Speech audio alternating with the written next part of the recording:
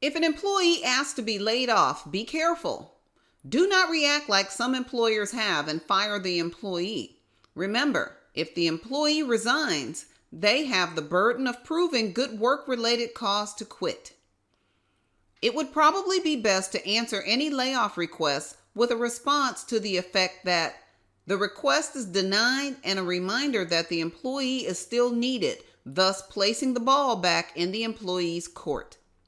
If the employee persists, follow that up with a statement to the effect that if the employee no longer wishes to work at your company, they need to submit a resignation request in writing and remind the employee that in the meantime, they still have a job to do.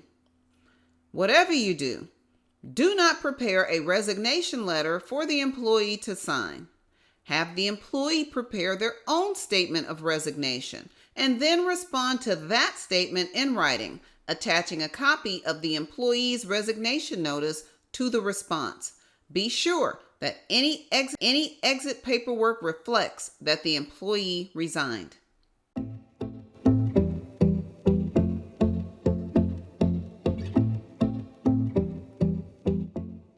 Company is merely counseling an employee about a matter of concern, and the employee starts badgering you with questions and comments like, "Are you telling me I'm fired?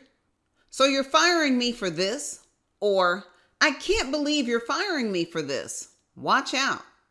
Things like that are often seen in situations where the employee is trying to maneuver the employer into a premature discharge in the hopes that an unemployment claim might turn out favorably for them. The best response is something like this: "No, I am telling you that you need to start paying attention to instructions and follow the rules."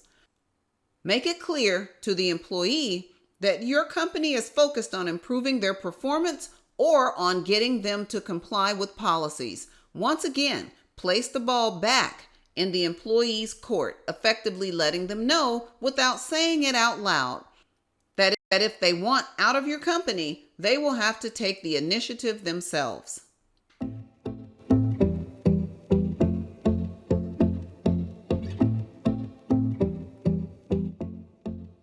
If an employee offers to resign, but you instead convince the employee to stay, and later you change your mind and accept the resignation, you have just discharged the employee.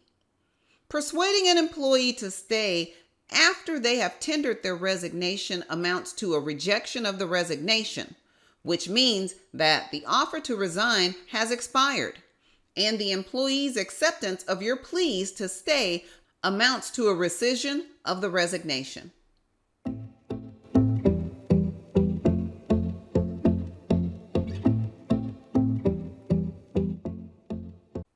If a meeting with an employee starts out as a counseling session or reprimand and the employee gets discouraged and watch out. If you immediately accept the resignation, it might be considered a discharge. It would be better to remind the employee that all you want to do is talk about the problem, not to let the employee go. Ask the employee whether resignation is really what they want. If the employee confirms that they want to resign, ask the employee how much notice are they giving. If they give 2 weeks notice or less and you accept the notice early within the 2 weeks, it will still be a quit, not a discharge. An employer does not have to pay an employee for the portion of a notice period that is not worked unless company policy promises such a payment.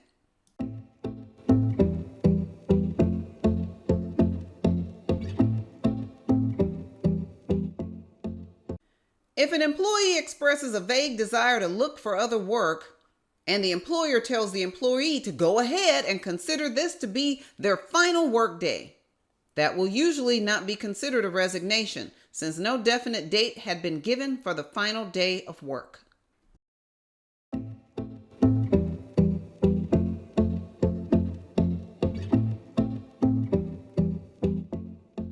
A resignation under pressure is a form of discharge. If the employee had no effective choice but to leave when they did, It was an involuntary work separation, and the employer's chances in that case will depend upon its ability to prove misconduct. If you want to know more about business operations, business management, human resources, and other topics related to running a business, click on one of those play links. Click on one of these Click on the playlist. One eternity later. Click on one of these playlists. Thanks for watching. And don't forget to subscribe.